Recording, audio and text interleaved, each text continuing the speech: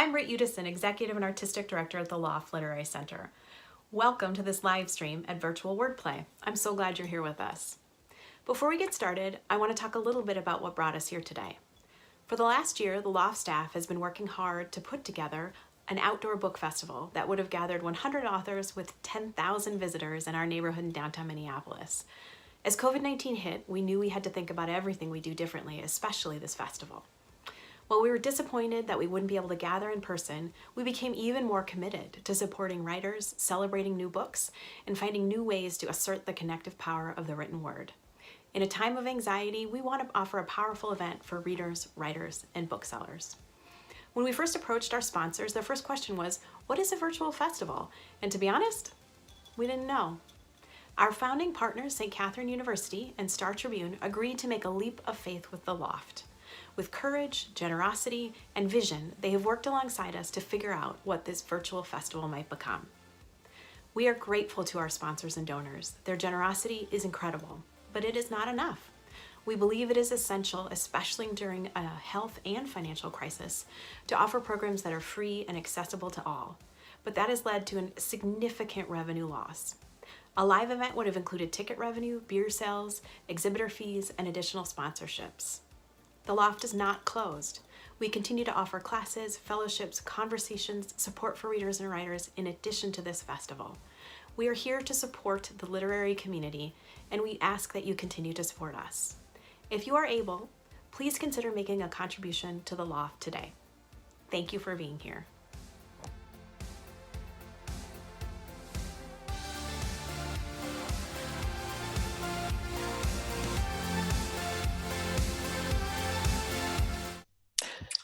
Hi, I'm Steph Opitz. I'm the founding director of the Loft's Wordplay, and I'm so excited to have you joining us today to hear from Stephanie March, Minneapolis-St. Paul Magazine's food and dining editor, and the Edan Lepucki.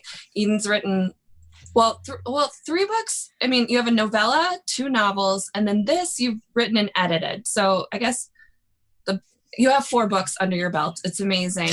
And her novel, California, her debut novel, launched number 3 on the New York Times bestseller list, was bestseller on Los Angeles Times list, got her a spot on Stephen Colbert's show, where they are, I assume, still the best of friends and probably talking after this.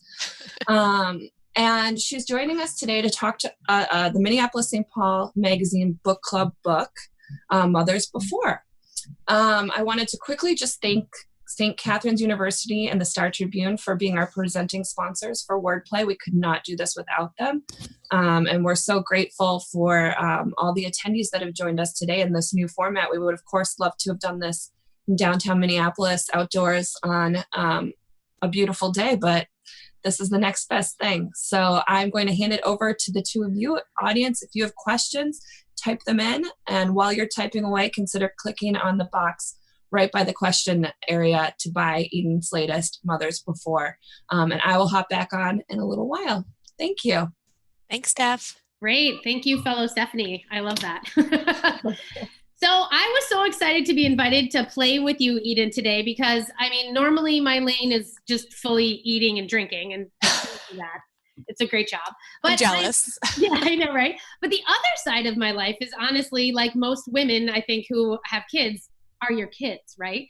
And so I'm a mother of, I have 4 total children. I have 1 biological and 3 bonus, and, you know, been through all of so many things. And so speaking about motherhood and reading your book was really something I got very excited about when I thought Mothers Before.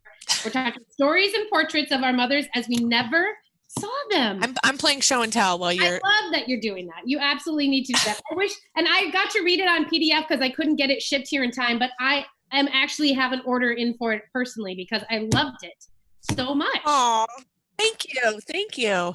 So, and you have me one beat with 4 kids because I have 3 upstairs. I can hear them pounding on the floor above me, like with their bouncy balls. I know, right? That's the new normal, is that they're now around us all the time, right? All the time. Yeah.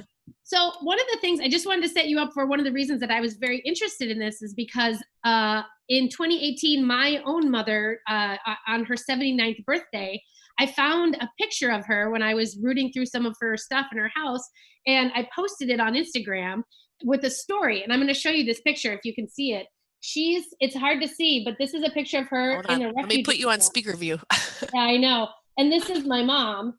And she was in Germany in a refugee camp. And I remember looking at it and it struck me because I was like, this woman who I've seen that face she's giving, I've seen it across my kitchen table. And Yeah. it sort of connected to me. And I thought, so when I saw that you did this book, I was like, I'm in, because, exploring the motherhood and relationship between daughters and mothers is kind of at the core of this, isn't it?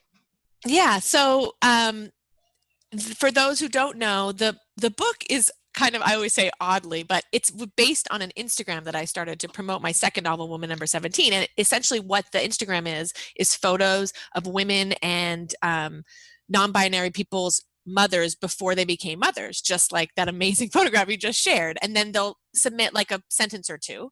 Yeah. And like you, I've always been like, I think every person who can get access to a photograph of their mother or mother figure before they were born, like when you see it, there's always that like zing of like recognition of like, oh, I recognize that person, or the elements that you don't recognize are also very mysterious. Like, who was that person and how is she still that person? How is she different? How has my presence in her life made her different, or how has she been sustained by me?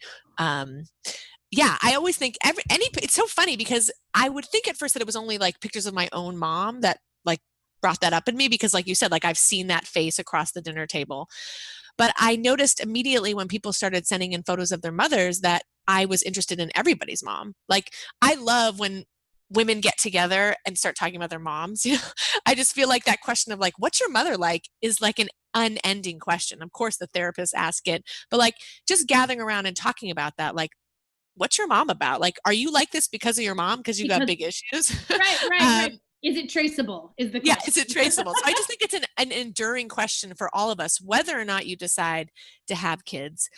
I think in part because we learn so much about like female identity and enacting female identity, performing it, interrogating it from how our mothers have done it or don't do it. I think that's a really interesting question. Well, and I love that you said in your introduction, we said that we are, as women, we are always reading our mothers. Like we're always kind of reading our mothers and like kind of thinking about it in terms of ourselves. But that they're hard to, your opening line is the best. Mothers are difficult to describe. I mean, and it is true because your perceptions are obviously colored by your own self. But I mean, that's the work of this is what's interesting to me, of actually trying to do that, to describe who you think your mother is. Yeah, I know. I've thought a lot about this because I write a lot. I feel like my real actual mom does not show up that often in my fiction. Like there are little glimpses of her, which people who know her or know me will find. Mm-hmm. But I don't like Woman Number 17, my second novel, has a lot of like damaged mothers and like kind of like toxic mother-daughter relationships. And I would not describe my relationship with my mom that way. And so it's kind of interesting. I've thought a lot about this. Like when I started writing the introduction, I then write a couple paragraphs about my mom. But even now I look back on those paragraphs, I'm like, well, it's not really her. She can't fit into those textual parameters. Right. So I love kind of the project of trying to describe one's mother and like the failure of that project, and how the goalpost always moves depending on how old you are and what's going on in your life and what's happening in her. If your mother has passed, how does the narrative about her changed over time as you get older? Like, for women I know whose mother just died when they were younger, and then they reach the age, they are older than their mother was. Like, how does that affect what you read about your mother? Like, that's such an interesting and obviously painful discussion you have with yourself. Yeah. And I love the fact that you said you have to do the work on it. Like it takes, thoughtful decision making to sort of choose to look deeper and to look at different aspects of your mother you didn't know. And what I love about this book, and I hope that you guys all get it so you can see these wonderful photographs, which let me help you guys. Bring it up. Yes. But I love the fact that it is rooted in these photographs so that we can see along with the writer, with the person who has submitted their mother's photo. Oh my God, I love that one. This is actually Sally Struthers. That's what I thought it was. Yeah. I heard about that. Okay. Because you've collected these notable humans and their notable mothers and just regular humans and regular mothers. And but giving us the sight into it kind of lets us ponder that one. I love too. That's Marie Matsuki Matsuki. Makins. Right. I call her Marie Makin. But I love, and also has a book out right now. Yeah, and some of them are short, and some of them are longer thought. Like really digging deep. Oh, this is Jennifer Egan's mom. Okay, so those two specifically, I wanted to talk about. Actually. Okay, good. Because Jennifer Egan and I thought Marie both had a point about, and this is the thought about this. Really, there's our mothers before, and then like who they were, and then there became us, and then it was like, and then they were mothers, right? So there's definitely in this tension of this before and after. And what I loved about those two specifically, talking about that sacrifice that happens just because of being a mother. What changes everything changes. Talk a little bit about how you saw that sacrifice, as a thread. This is a really interesting question. So I think this is probably the biggest question for me because my kids are 8, 4, and 8 months right now. So it's a really big question, I think, for mothers who have younger children of like, okay, so how much of my professional life am I meant to sacrifice? How much of myself is the world asking me to sacrifice to raise humans in a thoughtful way so they aren't messed up when they're older, right? Right. And I think it's really interesting that this question is both like central to a lot of people's thinking about their mothers, and it's also kind of a haunting question for anybody who thinks about having children. So, let's see. In Marie's piece, this is a picture from 1965 or 66, and she says she's one of the very few Japanese girls to have left her country and gone to Europe, and she will forego her she will forego her career and turn her energy to me. And just that thought of like knowing that your mother had this career in studying opera, like she could have been an opera singer, but instead she had me. And like, what is that responsibility for the child, right? And what is our understanding if you are an artist? Like Marie, I know she's a novelist and a memoir writer. She has a child. She hasn't foregone that career to have her child. Now, I think there's always a question of like generationally, like you see a lot of stories here of women from prior generations. Like even Jennifer Egan's, she asks, like, even if I sometimes wonder what kind of life my mother would have had if she'd been born 10 or even 5 years later. Right. Like that's a really like powerful question. Like what new opportunities would have been available to her? Right. But I don't think the question, of course, has ended. I mean, if you're an American mother, especially, I mean, everyone's talking about how the pandemic has sort of like unearthed how few support systems we have, or how like how childcare is already such a patchwork system. And now everybody's sense of like their children is in everybody's face, whether you wanted them to be in your face or not, as a coworker to somebody with kids. So I'm constantly thinking about it, like I would consider, I always wanted to be a writer. Like from the moment I could read, that was the thing that I felt driven to do. I did not always want to be a mother. So I'm always like, does that mean that I'm not as good of a mother as I should be? Is that a good thing? Does that mean that I'm like a more well-rounded person to my kids? I mean, I'm always thinking about this. Right. I think I say in the introduction or something I wrote somewhere, I don't sleep through the night, so forgive me. But I'm like, does a giving to your kids have to be a giving up? That question was so interesting to me. So it is in the book. Okay. It is in the book. You did it. And plus you framed it up as like, you drive your kids and you give them things and you do all this stuff, and you're not doing it so that they can say to you, hey, thanks for sacrificing for me. You're doing it out of love, and you kind of don't want them to remember you for it, but you kind of do. You kind of do. And I feel like my mom never did this, and I definitely have been like I said yesterday to my son, I am helping you with fractions instead of working on this essay pitch I need to email. And so like, I'm like, oh, bad mom moment. Good job, Eden. But it's true. And especially now, I was thinking about this, like these mothers who are like, they see some people out there, maybe they're, friends who don't have kids, who are like, well, I'm learning French and I'm cleaning out all my closets and it's amazing. I'm baking all this bread. And they're like, I can't get an hour of sleep in between fractions and, spelling over here and all this stuff, and work and cooking and endless, dishes. And so I feel like there's this weird idea of like sacrifice that we see in what we're doing, but maybe sometimes we get so caught up, we don't think about it in terms of what was done for us by our own mothers.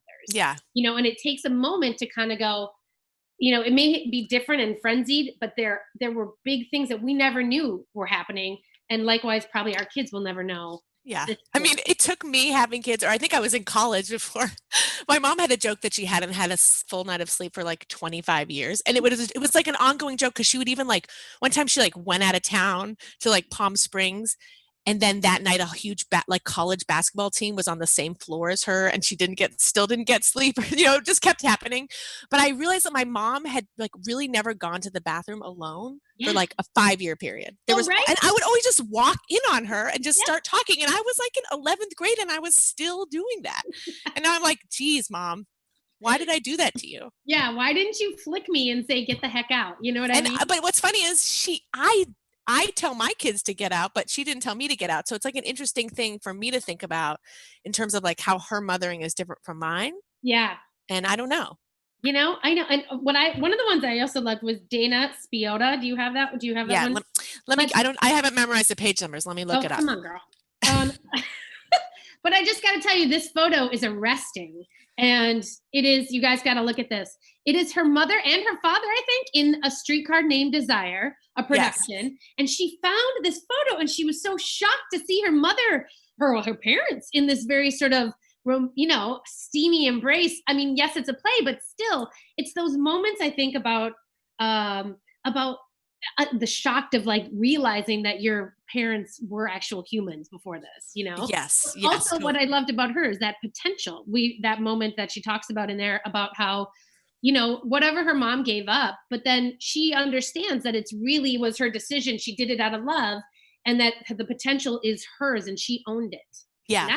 This is what I really like. And I think what makes both just the idea of this interesting is like, it's work to read your mother. Yeah. And you can decide to read it one way, and that interpretation can exist. Like somebody giving up their career for their child, that can be that can feel like a tragedy in a lot of ways. And in like a larger sense, it is that there are all these really capable women who end up leaving the workforce and not returning, or when they do return, they don't make as much money. I mean, that's a real problem that we have. Yeah. But it is also interesting to think about, well, how is my own mother interpreting this? If she decides like, this is something that I wanted to do this instead. I wanted to raise kids. And now I have, like you said, Dana Spiota decides to say, my mother not doing this is her choice. There's a power in that. And it's her, I love that phrase, her potential to keep. It's really powerful. Yeah. I have to point out that the director of this college production was Francis Ford Coppola. Like, and only Dana Spiota, who has in all of her fiction writes about like, fictional films and stuff. Only that, of course, that's in her lineage, right? Of course, that's what linked up. But that's another thought. There was a weird, I thought there was a thread. I thought I love the ones that when they submitted a picture of their mom to sort of talk about who that was for them, and it was so linked to who they had become. Like Fran Melmed about like the laughter, and she linked her mother's laughter through her entire life, and that was clearly something that was one thing. Yeah, look at this picture. My God, just a gorgeous woman in a pool with a bathing cap laughing. And she uses that to sort of tell the story of her mother battling, losing her marriage and laughing through that and through illness and everything else. And then it's very clear that that's something that has shaped her. And then I love following up actually with Kiki, who talks about how education, this picture of her mother in a crisp, a crisp skirt on her high school graduation day, and how education became the line of their family. Yeah, and it's funny. Kiki, who's an amazing, Kiki Petrosino, she's just a terrific poet. I went to graduate school with her. Love her work. I can't really see it very well, but Kiki is now a professor herself of creative writing. And I know she's always taken such pride in being a really great professor and just a woman of letters. I would always describe her like she'd be studying Shakespeare for fun on Friday night. Like she is the real deal. And I just love being like, and I asked Kiki to be part of this project because we had this book club together in graduate school, and she would always be like, well, my mom says, and we'd all lean forward because Kiki's mom was like the coolest, wisest woman. And I just love that this describes like she'll be going somewhere even now, and old former students will like wave to Kiki's mom and be like, oh my God, how are you? And like how that's a legacy in their family. I love a kind of career legacy. Actually, one of the women, Kate Crum, she has the one who's the mom was a journalist Oh yeah, in a copy boy. Copy boy. And she told me recently that she was now going back to school to do the same thing. So I thought that was pretty neat. Yeah, I think, and that was one of the things I loved about like finding, this thread of how they see their mothers as their sort of that proudness of like, that pride of like, I'm carrying it onward, and I thought that was really cool. But it's not, and equally interesting to me are the ones who didn't find a likeness with their mother, the ones who had the relationships. Who's the one I was thinking about that was, she's the picture of the blonde mother with like the baby. Amelia Morris, co-host. Right. She and I co-host a podcast, Mom Rage. Don't forget. Oh, nice. But like her difficulties, she and her mother have difficult a relationship, and yet she can still sort of pull these thoughtful. She looks at it and uses that as instead of it's still very pulling in her emotions for her. Yeah, I mean, the majority of people who submit to the Instagram rather, have a very positive, I get a lot of like, my mom is my best friend. And I think that's great. Yeah. But I think my mom is my best friend is like a rare sentence spoken. Like my mom, I love my mom. She's not my best friend. Sorry, Mom, if you're on she's like, you're not my best friend either. Yeah, that's what my mom says too. She's like, we're good. Yeah, we're good. Yeah, whatever. She's like, ew, you're not my best friend. But so I get a lot of those stories, and I think those are so great. But I also feel like it's so important for us to hear about strife with mothers and their daughters. Like that's real, that's true. And I think the strife can be on a lot of different notes. And it's very important for me in all conversations about motherhood for there to be nuance and diversity and just a sense that like whatever's going on with you as a mother or between you and your mother, it's okay. It all exists there. It's all allowed to exist. And so like Amelia, I know a lot about her mom. She talks about her on our podcast. Yeah. But that is all about this picture survived, and it's of Amelia's grandmother and a baby who nobody knows who the baby is. So like, why is this picture, why has it been saved and preserved so lovingly? Yeah. And Amelia kind of ties it to her mother's sense of like probably keeping it because she looked pretty, and Amelia thinking about pretty privilege and her mother kind of wanting to please everyone, and how that has caused a lot of issues between them. They're just so different. Yeah. And yet a lot of stuff is the same in some way.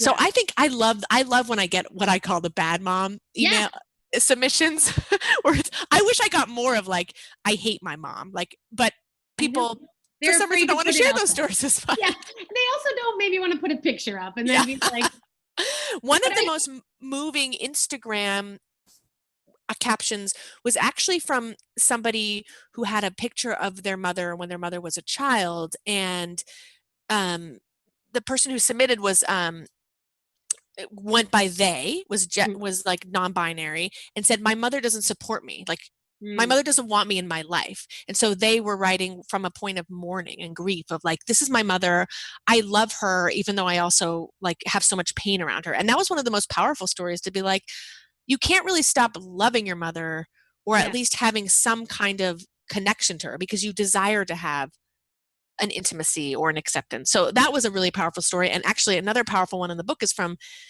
Sana Maluji, a writer who lives in London. She's American. Her mother refused to be in the book, and they have a really contentious relationship. So she took a selfie and wrote about how she can't have access to the mother that she wants. And I thought that just really breaks my heart and feels so real. Like I know so many friends who have those kind of fraught relationships with their moms. I agree. And I think that those stories are, as like you said, it's equally important to get them out, because when we're having them, so we don't have these Instagram mom moments where we're like, everybody's mom is perfect and so mine is what's up, and so I think having those, and I would say that if it was like a dad thing, I would be able to tell you like entire books about how my dad and I don't get along. And that's the thing of like, that is more acceptable in a weird way than a daughter and a mother, which is kind of. Yeah. Or like, where's the stories where it's like, I love my mom. We're on speaking terms, but we have issues that we need to work out. Like, let's look at those. Let's talk about them. Why do those kinds of relationship issues persist? I think there's so much about mothers where we're supposed to be selfless and just like, oh, this is like you can't put a price on motherhood, but you know what? There's a lot of fucking free labor. Excuse my French. God, it's so much labor. And so I just wish that we sort of allowed complexity for mothers. Well, and I love that that's, I mean, the complexity of how we see our female relationships, and yet the mother-daughter thing has got its own special like room that has expectations locking all those doors, Yeah. And I think this kind of work that you are doing in this book actually helps open up that stuff. Oh, thank you. I feel, because I'm the editor, I keep saying this, but because I'm the editor and not the writer, I feel like a freedom to just like shout the book out, because it's not all tied up in me. I'm like, it's just not about me. It's look at this essay and this essay and this photo and this one. It's great. Just get it. Just do it.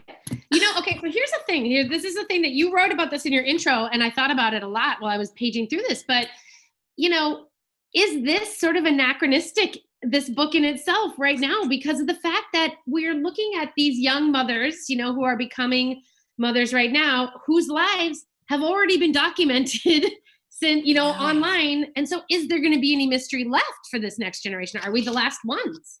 Well, I think actually in a way, the way technology becomes obsolete, like, are we going to be using, like, what about all those photos you posted to Friendster? Like, what happened to them? So, like, I actually think in a way, unless you are actively printing out some of the photos of, or, people are printing out some of their photos, will there be, you'll have a digital footprint. Yeah. But I don't know how many mothers who become mothers like 10 years from now, are they going to have photos printed out that their child can find of like random parties? I just found some like criminal photos of me in the garage. I was like, I'll just put this in my back pocket. I actually wonder what kind of access people will have to their mothers, the future generations, like I'm careful to print out some photos so that there is some kind of physical thing, because I don't want the only thing to exist is stuff you can find on a Google search. Right. Yeah. It's funny. Go ahead. Well, I think sometimes like, yes, there's the wedding photo and like the more like momentous photos, but I think sometimes the more interesting photos are ones that just seem kind of like random candids that you would never frame, that end up like at the bottom of the box, that aren't even a very good photo. Like those are kind of sometimes the most powerful ones. The most telling, because they're not staged. You know what I mean? Yeah. And it's like they're not supposed to be capturing, they just happen to capture.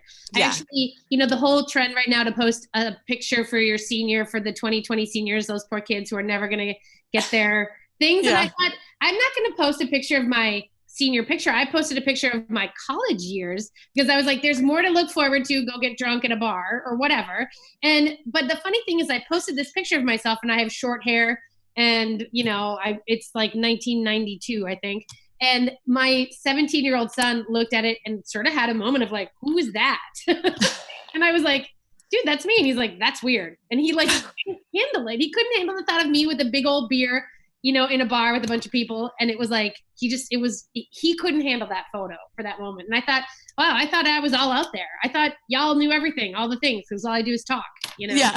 But no, apparently not. And I think that's where you don't know what people are going to find important about you. It's true.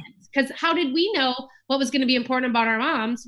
We certainly don't know until we find it. Yeah. And I think as parents, I mean, this is something I struggle with every day, but like letting them get a chance to tell whatever story they want to tell about their upbringing. And, my mom and dad, they're pretty good sports. Like if I want to go to therapy and like talk about how they damaged me, they're okay with that. Like that's their role. Yeah. But like just also letting them read us as they need to read us for their understanding of themselves. You know what I mean? Mm-hmm. Like I think that's hard. On the one hand, I want to persist in being like, no, actually I have my own self and this is who I am and this is what's important to me, but also be like, hey, but you're my child and you can read me in the ways that you need to read me that feel real to you and that are important for understanding yourself, and just kind of like letting that happen. Yeah. So but I'm careful with my son. He's the oldest, so it comes up more often. But like if he's reading me in a certain way, I just want to remind him like, I'm also a person. I'm just like not your little servant. Right. I am my own human. Like yeah, and I'm always like, let's bring a feminist perspective to this question, son. Yeah. But I think, and also I think that's the idea of like, why do we look back? Like, what do you think we want when we're looking back into our parents and to their lives? What do you think that people are searching for? I think I want to say that this is probably really personal for each person. Like for me, my parents got divorced when I was super young. I was only 4, and my parents got married really young. My oldest sister, my mom was 27 when she had me, and I was her 3rd child. So she was a mother by 21. So there actually aren't that many photographs of her from before she was a mother. And all of the old photographs of her either signify to me a life that's like totally different than the life she has now. I mean, I talk about this in the introduction, but she was raised in New Jersey, like a small town in New Jersey, very blue collar. She had to drop out of college because she was like working multiple jobs. She got married so young. She and my father do not talk. So like, there's like this mystery to the photos for me where I'm like, one, if I see pictures of my parents together, that's such a disconnect. Like my mind kind of scrambles to see it. And so it's almost like trying to like puzzle together, like, how did this, like, if you guys weren't together, I wouldn't exist, obviously, but like, how did you ever, like, why did you ever get together? And like, what was this life you had before all of this? Like, it just seems so different. So that's a very personal question for me. I don't know. What about you? What do you feel like? I think that when I look back, I look for, I think that the woman who raised me, my mother, like I said, came over from Germany when she was 12. And they were on a boat for 3 months, or not 3 months, 3 weeks. And they ended up living in Canada. And, she, people who spoke German right after the war. And she went through a lot of stuff. And yet this is a woman who is the funniest human I've ever met, and like so full of joy in life. And she's lived through some shit. Some really tough stuff. And in a weird way, I think when I look back at her life and I see a picture of her in a refugee camp smiling, I go, oh, that's who she is. Like, that's something that she pulls from within. And in a weird way, that helps give me like strength, it helps me find that maybe within myself too. So I'm definitely a person who looks for a thread, I think other people look for maybe context. And I think I look personally for that thread. That could be a genealogical DNA thing, but is mostly she's the one why I am. Yeah. Last night my son was having kind of a breakdown about being in quarantine, and he's been reading a lot of history, and he said something so beautiful. And it was like, when I read a book about Pearl Harbor or something, I know how the story goes. And right now I'm in the story, and I don't want to be in the story. I want to know how the narrative ends. Oh. And I was like, whoa. And I think there's something to that. When we look at these past versions of our mothers, we're trying to sort of understand this long story. And for you, it's like the thread of like, this is the character trait that's persist, and there's a core that hasn't been changed by geopolitical events, parenthood, whatever the case may be. And other people are like, why can't my mother talk about hard things? Well, it's because of this happening and this happening and this happening. And again, though, it's like narrativizing the events. And I think that's why people are looking, it's the same reason why people in quarantine are trying to like read the news and figure out like, what's the story? How is the story unfolding, and where do I fit in the story? Because I think it's really scary to be like, oh, we keep, those kids' books that are like, what was the Vietnam War? So my son are like, we're on the cover of what was COVID-19, and our heads are really big, and we have masks on, and we're inside the store, and we're like, oh, we don't know what's going to happen. That's not a good place to be. You want to have that distance to like organize a person. Yeah. No, that's so true. That's so true. All right. I'm going to ask you one question before I think we have a Q&A coming up, but I want to make sure to get this in here, because I wanted you as a mother, obviously we were talking about there's like a before and there's an after. Do you, and like, so you thinking about yourself before you were a mother, and like who you were, and what are 3 things that maybe you miss about that person who you were? Oh, it's interesting. I miss my old nipples. Get a photo. Sorry, I gotta tell you, they used to be just like great, and now they're like really weird. I don't know. I mean, I think a lot of mothers really worry about losing themselves when they become parents, and I think that makes sense. And I feel like for the most part, I have been able to keep myself as myself. Like I've obviously been changed, but I feel like motherhood has made me a better person in some ways. I mean, I don't think I'm like this incredible mother. I'm working on it, but I just feel like it's been and I've just learned so much from the experience. But I still think I'm at heart, like I'm still like silly, and I still really care about reading and writing. I guess I wish I still had that time to like journal and like, and I don't mean like, I just wish I had time to like waste. I miss that kind of like frivolity. And I don't mean to like, I don't mean to denigrate anyone who doesn't have kids and say like, oh, you're just like wasting your time. But I think that's a really beautiful way to live your life. And I haven't had that now for almost 9 years. Yeah. I just feel like my life is so compartmentalized, and I just wish I had that kind of like spreading out feeling more. But that's not really like an identity thing. I do have a picture, actually. I was just realizing I have 2 pictures. Hold on. Okay. One's taped. Okay, so this one is this one's from, I think, like right before college. This is my picture of my friends Deanna and Christine and I at the Roosevelt Hotel pool. We'd sneak in there. Yeah. And it's so funny because Christine and I are not related, but we look almost identical there. You look a lot alike in that I photo. think our great grandparents are from the same village in Germany. Yeah. So like this is just one photo I have to remember them, and just that like unbridled joy of being however old we are, 17 or something. Maybe we're yeah. And then I have this photo that's of me and my husband right before, I think I'm like 22 here, maybe. Ooh.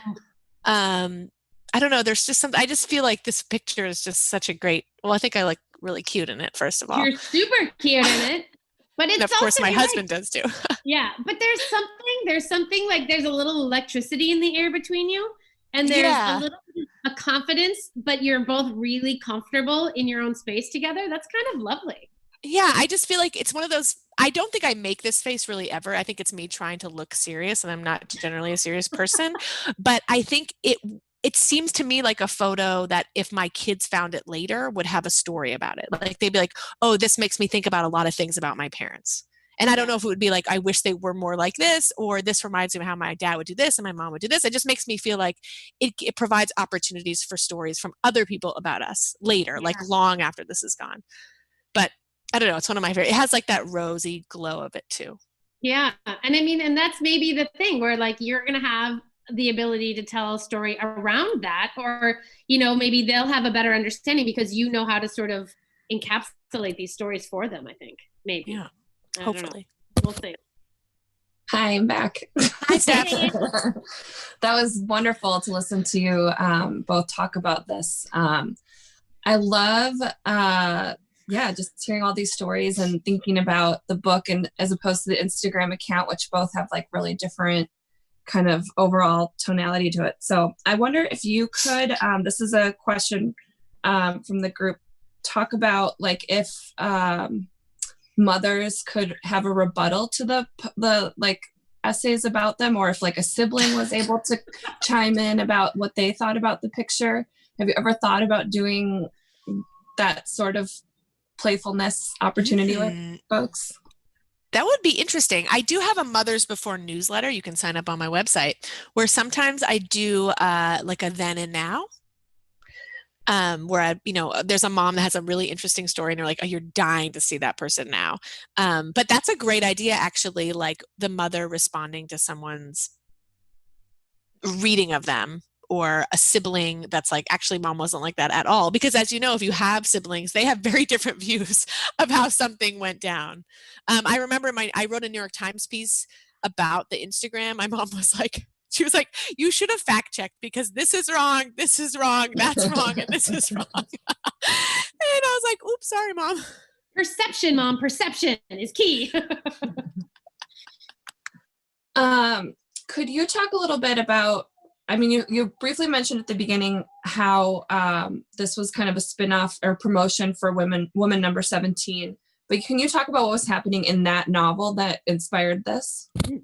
Sure. So, woman number 17 it's a relationship between two women, a woman who has two kids who's recently separated from her husband, and the young woman who's just out of college who comes to be her live-in nanny for the woman's younger son, and all kinds of drama ensues. But the younger woman goes by S, short for Esther, and she's an artist, and she is basically pretending to be her mother when her mother was S's age.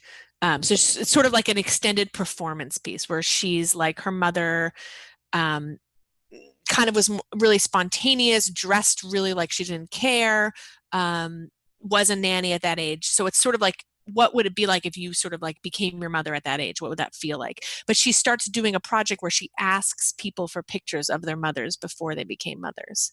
And she makes portraits of those photographs and then reenacts them. All this stuff happens. So I thought it would be fun to kind of promote the book by doing an Instagram where basically taking S's idea. But I wanted to make it specifically about women and non-binary people because I felt like the book was about mothers and daughters and kind of like the performance of female gender. And so that's where it started. But of course, like, woman number 17, people wanted to talk about mothers before, and that's fine. It's just funny to be like, on a lark, I'll do a publicity stunt, and then it becomes its own. That's your next beast. hat. Yeah. There's a question of if you could talk a little bit more about what Mom Rage is. Oh, Mom Rage. MomRagePodcast.com. MomRagePodcast.com. It's a podcast I do with my friend, fellow writer, and former cookbook or cooking blog person, Amelia Morris. It's basically we call it the podcast for your best and worst selves. So it's sort of like a way to, as we've been talking about, bring complexity to the parenthood dialogue, the conversation. So, we want to get into both like what feels great about motherhood and what we're learning about ourselves and our children and the world, and also what enrages us, whether it's like our actual kids. I know a lot of people who are trying to do homeschooling right now might be really in touch with their mom rage, but also like this idea that we don't really have a support system for mothers or parents in America, the ways that hospitals treat pregnant people, and especially like black pregnant people, young uneducated mothers who come in, and how they're sort of just like the kind of rage we have around different issues. And so every episode we have like a conversation segment between the two of us, and then we usually interview someone, and that can be anyone from like a midwife to like a gay dad who had a surrogate for his twins, someone who's like an expert on pelvic floor issues. We've had cookbook authors. We've had all kinds of regular authors. We've like interviewed like Peggy Orenstein about her new book, Boys and Sex. Like we kind of go all over the place. Anything that is remotely tangentially about the parenthood experience today. There's a question about what you're working on next, if you're able to work during all of this. I'm working on fractions, you guys. I know so much about fractions right now. Do you want to hear about it? I was working, I have it right here, I'll show you. I have this, I try to always print out my book at some point, and I get it bound. I got this bound on March 11th, LOL, to start reading through this draft. This is a novel currently called The Accumulator. We'll see if that's the title later. And I don't have very much time to work. I have like an hour or two a day, probably 2 hours, but it's hard to get into it. And it's really hard for me right now to get into that fictive world. So I've been instead trying to like write a little nonfiction I just need to be writing something. Mm-hmm. But that's ostensibly what I'm working on, is a new novel, which is like a intergenerational family saga that has time travel. Personal question. I've been thinking a lot about the couple from California during this whole scenario.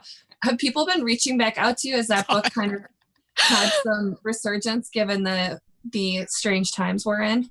I hope a selfish silver lining of this is that I get some royalty money from this, because the number of people who are like, I mean, it's not like, I'm not like getting 1,000 emails, but I'll get people like texting me, like saying like, I'm thinking about Frida right now. And I get like on Twitter or something, people might say something. Yeah, it's funny. I keep saying like, guys, that book is not about a global pandemic. It's about the slow collapse of society. But I will say that I too have felt a little bit like Frida, who's the wife character. It's about a husband and wife who flee a ruined LA and live by themselves in the wilderness. And there's a moment in that book where at the very beginning when she's like really longing for a latte.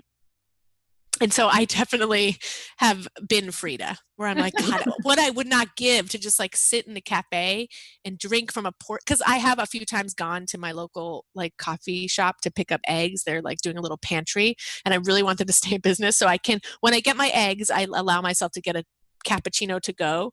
But it's not the same. I have a mask on. I have to wait until I'm all sanitized to enjoy it. But I just, what I wouldn't give for that. So I think the kind of like feelings of isolation are like that, and the kind of mourning for the life that we had, even if it was problematic and we needed a slowdown and we needed to like reassess what's going on, the maw of capitalism, as it were. I'm feeling that like mournfulness that's in that book. But otherwise I'm like, I did not see this coming, you guys. Well, yeah, I mean, it's obviously, like you said, like a totally different scenario. But then when they're like, the way that they're living, I'm like, is that what we're headed for? Slow collapse. Anyway. Slow collapse, baby. Well, Stephanie, Eden, thank you both so much for being here today and joining us and talking about such an important subject given the upcoming holiday. I would encourage everyone to order Mother's Before today to have it before Mother's Day. Yes, thank you. You can use the link right down here to click on it.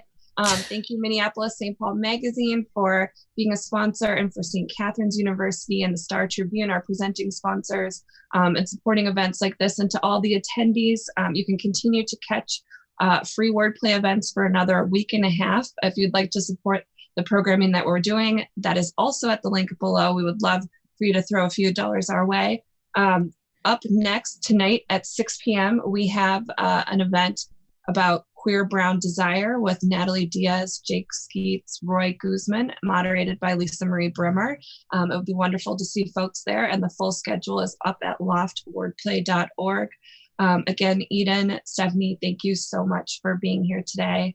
Thank you so much. Thank you, Stephanie, for your great questions. And thank you, Steph, for the Loft and Wordplay. What an amazing lineup. Thank you so much for including me.